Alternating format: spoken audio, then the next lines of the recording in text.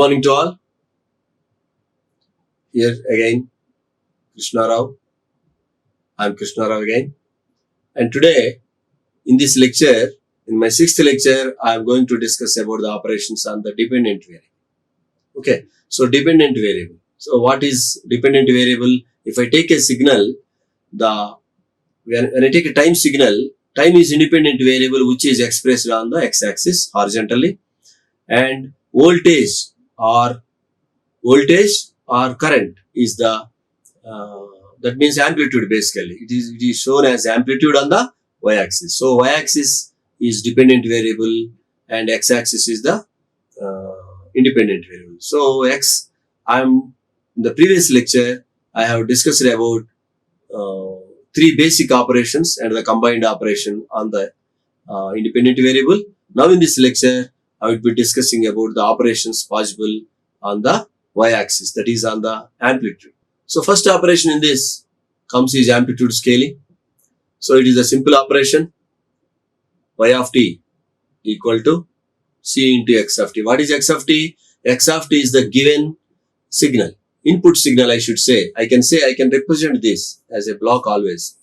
Put something here, something comes out. So this is x of t is the input signal, y of t is the output signal. I can say the set of operations. This is nothing but multiplication operation basically. So I say into c, I can say multiplication basically.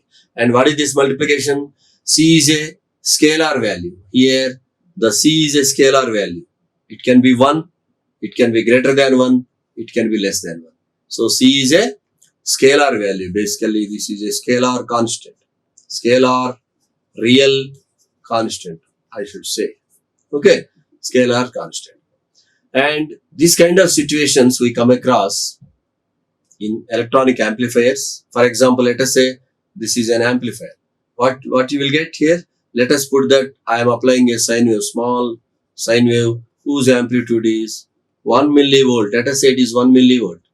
The peak to peak amplitude is 1 millivolt here. So I want to amplify this signal to 1 volt peak to peak. 1 volt peak to peak, VPP, peak to peak means 1000 times I have to multiply. The multiplication factor required is 1000 times. Let us say that it is a voltage waveform because I told 1 millivolt and here volt. So it is basically the voltage amplifier whose voltage gain is 1000. So it is same thing. This operation I can represent mathematically as y of t equal to c into x of t. It is the voltage gain of the amplifier, like that you can assume. And here I'm basically what we are doing here. Here also any operation, whether it is on the independent signal, independent variable or dependent variable, that means the time or voltage, horizontally or vertically, all these operations are done to manipulate the characteristics of the signal basically. So here what is the characteristic? What is the feature of the signal which I am manipulating here? Manipulating means modify. So what is that? The amplitude of the signal I want to modify. That's why I am multiplying with a scalar value. Okay, and every point at every instant I want to keep the same scaling factor. That's why it is a constant. And if the scaling factor c is greater than 1, I call it as amplification. If the c is less than 1, I say that I am not amplifying. I am cutting down the signal. I am attenuating the signal. I can call this as attenuation. Okay. I can call C is less than or equal to 1 attenuation. C greater than or equal to is nothing but amplification basically. Okay. When C equal to 0, nothing changes. Then you can say that it is a buffer. It is a buffer amplifier. Sometimes where you come across buffer amplifier, you will come across buffer amplifier if you want to for impedance matching purpose. Sometimes what you use, I don't want any voltage gain, but still I will put some, for example, emitter follower. If I take, you have studied all the things. Emitter follower, if I take, the voltage gain is approximately unity. But still I use that because I want to use that as a buffer.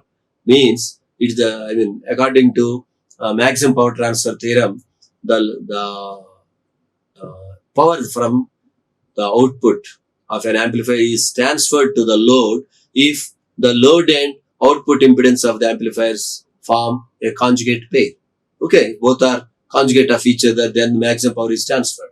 So for that purpose, we use the buffer amplifier. There is no amplification involved. It is only as a buffer for impedance matching purpose we use. So in that case, the C equal to 1 is applicable. Okay, so that is what is all about electronic amplifier. Now, attenuation part, C less than 1 if I take, that also, C less than 1, I will take two examples here. So let me take one example like this. I have two resistors, R1 and R2. This is a voltage divider. Let us say I have V of t signal here.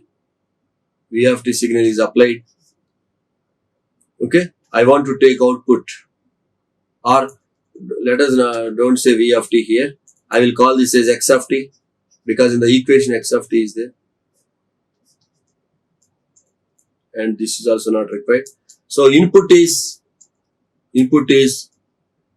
X of t, and output I want to find Y of t across this resistance, across R2. So what is this Y of t? Y of t equal to R2 by R1 plus R2 voltage divider circuit into, basically this is nothing but X of t, correct?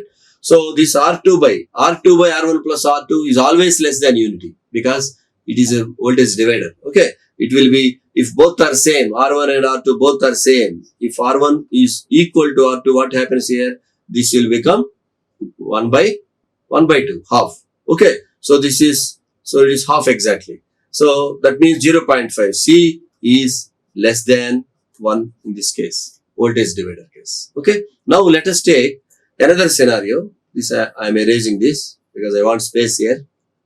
Now what I want is, let us take a resistance R carrying a current X of t. I don't call it as I will call it as I of t. Let me call it as I of t. So this is I of t. And what about the voltage here? Output voltage V naught of t or V of t. Because in the equation I have written here V of t equal to R into I of t. So here the current is converted into voltage by multiplying with the resistance R. So this R is nothing but constant. So this is V of t. V of t equal to R into I of t. Okay. So in this case, let us say R is 1000 ohms, 1000 times. So the current is multiplied by 1000 times. But actually, it is not the current multiplication. You are converting the current into the voltage. So this 1000 is the amplification. You can assume that current is amplified like this, but actually it is not in the current form. It has, you are talking about the voltage. Okay, but it doesn't matter. So if right hand side is current, left hand side also must be current. That kind of restriction is not there. Okay, so this it is only for us. It doesn't matter which side is voltage, which side is current. It is only two equations, two functions, left hand side function and right hand side function, basically. Okay, so this is another example of amplitude scaling. Now addition, take the addition. I have one signal x1 of t, both are time signals. I am adding these two, and this is a very simplest example. And we know x1 is like this, let us say x2 is like this. Then if I add these two at every point, this point and this point, you have to add here. You should plot like this. Okay, at this point, this is the value. At this point, this is the value. These two values must be added. So point by point, at every point you take at certain t, add both signals. That is analog, both analog signals are continuous time signals. If they are discrete signals, let us say there are two discrete signals like this. I am taking the simplest one like this. Okay, this is not, one more, I can draw one more here probably. So this is 1, 2, 3, 3. This is the signal. And here let us say this is 3, 2, 2, 1. Okay. Now if I want to add, directly I can add because they are discrete values here. 1 plus 1. I can have 2 here. Okay, I can have 2 here. This is nothing but 2. Here 3 plus 3, I have 6 here. 3 plus 2, 5 I have here. 3 plus 2 again, 5 I have here. Okay, so this is x1 of n. This is x2 of n, and this is summation of this. The third one is x of n. Okay, so discrete addition of discrete, you can do like that. And if it is a continuous, it will continuously add, because continuous addition, how it is possible? If you take an adding amplifier, if you take 2 signals and you can add these two signals, this is analog amplifier. There is no digitization involved here. Okay, there is no discretization here like this. It is continuously first waveform will come, continuously second waveform will come. They are added in the amplifier. Okay, it is amplifier adder, you can say, or adding amplifier, you can say, summing amplifier. It is popularly known as summing amplifier. Now multiplication. 2 signals I am multiplying here, same signals, x1 of t, x2 of t. And if you take amplitude modulation, for example, I mean, what is amplitude modulation? Probably this semester you must be knowing, or you may not be knowing, some of you. Amplitude modulation or frequency modulation, these are the different modulation techniques applied on the signal for telecommunication purpose. Okay, so you take see, for example, let us take 1 of x1 of t multiplied by x2 of t. So 1 plus, I am adding some DC value here to the first signal, then I am multiplying with second signal. So in this case, if x1, if I take the message signal from the studio, for example, this is the studio, I am speaking something. So this message, my voice is like a low frequency message signal, and this x2 is the carrier signal, RF carrier, radio frequency, very large frequency. If you take the medium wave, for example, if you take, it will start from 640 to 1350. Okay, 1350 kilohertz basically. Okay, these are kilohertz. If you take short wave, it will go above this basically. Okay, so you can go from and above whatever range is ready. From here, it will go up to 30 megahertz. Okay, so you will, in short wave band, you call it as a meters, 25 meters, 18 meters, 16 meters, like that, because waves are short. So if we specify in terms of frequency, very large value you have to say. So instead of that one, you will say that it is a in terms of that is what we know already. This kind of AM radios are available. Okay, so why I am explaining is you will understand this. So this is add DC plus message signal, multiply with the carrier signal, RF signal, you get the AM signal. Okay, so how this AM signal will look like? Let us say this is the message,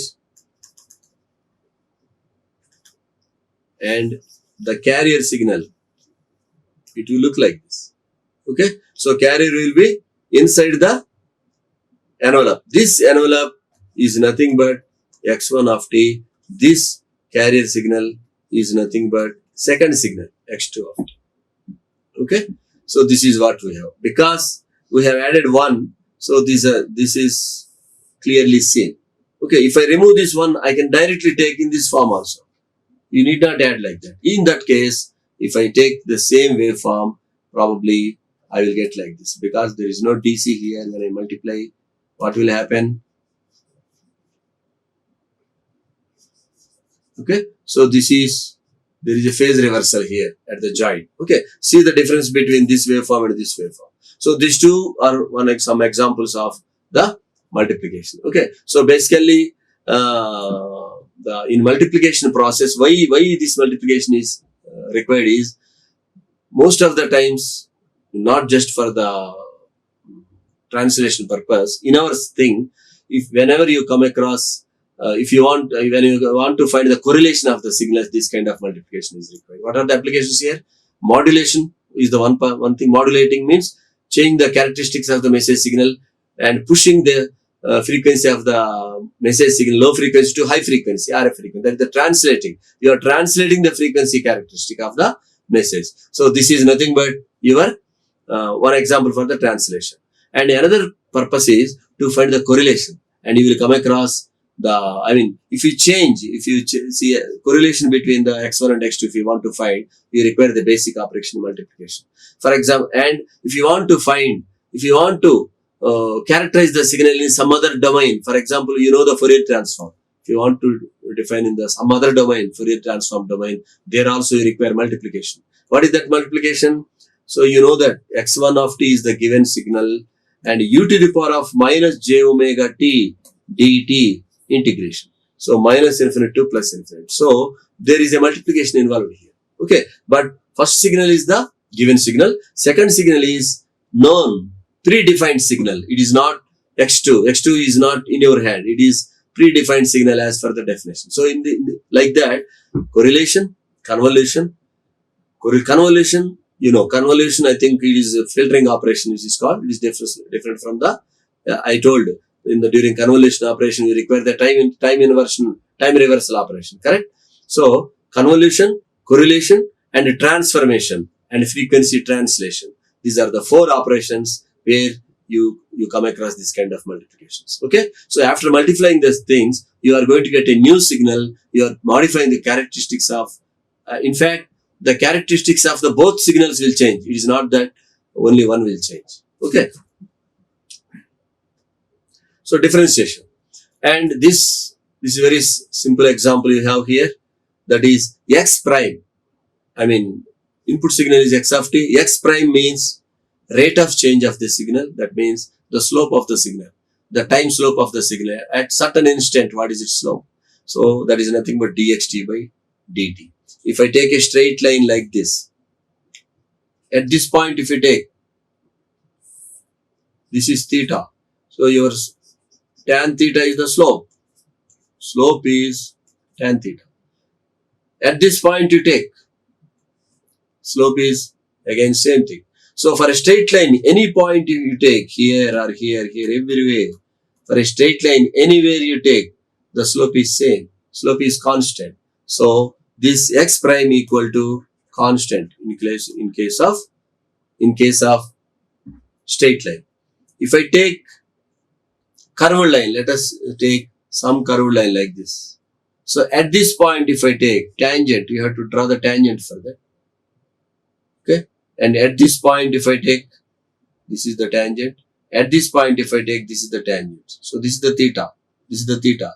This is the theta. So at every point, the slope is changing.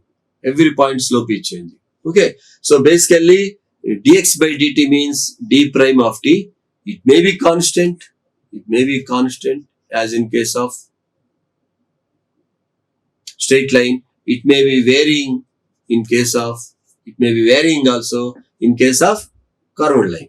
Okay. So these are, I just wanted to say what is the meaning of, where you come across this kind of differentiation. Yeah, whenever you want to find the rate of change of function here, the rate of change of function. If you take velocity, for example, if x of t is the displacement, so differentiation of displacement with respect to time, dx by dt is nothing but your velocity. dv by dt, if you differentiate again the velocity, you will get the acceleration. So like that is some function if you take, you want to find the rate of change with respect to time. What is its rate you want to find? So in that case, you will get the differentiation. And this kind of differentiation is also appear in many electrical circuits also. See here, you take an inductor. There is an inductor L and assume that this is an ideal inductor. Ideal inductor means internal resistance is 0. There is no resistance for this. Internal resistance is 0. So in that case, let us say the inductor is carrying a current I of t, then voltage is nothing but, if it is a resistance, what was the V of t equal to R into I of t. If it is a resistance, it is a constant. So here, it is not constant here. Okay. Voltage across inductance equal to L di by dt.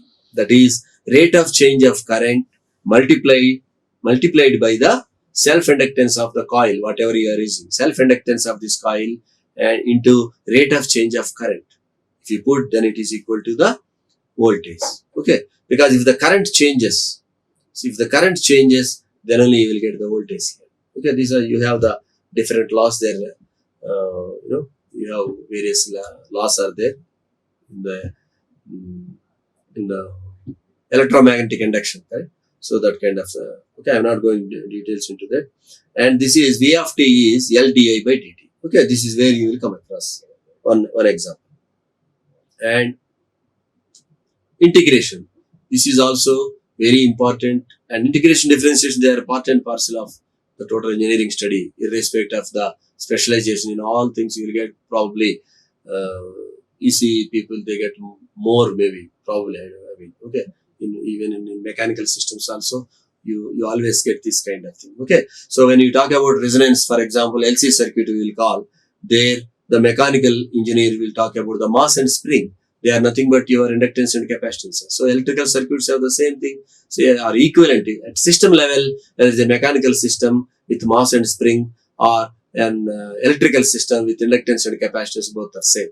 Okay, their behavior is same, their analysis is same, basically. Okay, so these signals, you can even think of some torque, you can think of any mechanical parameter also, you can think and you can use these parameters. It is not just for the electrical signals. Okay, so but we are specializing because we want to specialize in our electrical signals and systems. That's why we always give examples of the electrical engineering. Okay, we don't go for the examples of the other engineering branches. Okay, so that's why it is like, otherwise whatever we are talking about, integration, differentiation, everything in the systems, in the name of modification of signals here, same things are applicable for other engineering branches also. Okay, so take here, I am taking one capacitance here, C, and the current I of t is passing through this capacitor. I want to find the voltage across this capacitor. That is what I am doing. So here, in fact, what is that I of t? I can say I of t equal to C dV by dt. C dV by dt. Okay. Now, because I want to express in the other way, because I want to voltage as the function of time I want. Correct? Now it is the current as a function of voltage I have. Now I want to have the V of t. V of t equal to 1 by C. This C comes, and you have to integrate both sides, correct? So you have to integrate both sides like this, and minus infinity t at t, that means whatever happened history, you have to consider. If the capacitor is charged, means what is the previous charge on that is also important. It is not just you are starting from initial zero charge, is that it is okay, but it may be having some other charge, we don't know. So that's why I say that minus infinite to, this is minus infinite. Sometime I don't know what is the condition, what is the current condition, what is the initial conditions, previous conditions of the capacitor, I don't know. That's why minus infinite to up to this time at t equal to t, I should say, this is the t at this point of time I want to find. So you have to remember the previous history of the capacitor also here. So that's why minus infinite here, minus infinite to t plays role here. Okay, now if I take integration on both sides, then with respect to t, what happens? I have this, and this C comes this side, I have this. Okay, this is fundamental in basic electrical engineering itself you will study. And when you are studying about Kirchhoff's laws, Kirchhoff's applications of Kirchhoff's voltage law, current law, all you will come across these things. Okay, so V of t is 1 by C. So I have, if I represent like this, it is an example of differentiation. If I represent like this, it is an example of integration. Okay, so that is what you have basic examples on this. So thank you very much for your patience. I think I have done successfully with the 3 basic operations in the previous class on the independent variable, and 5 basic operations on the dependent variable in this class. Thank you. Like, share and subscribe. Hit the bell icon for more updates.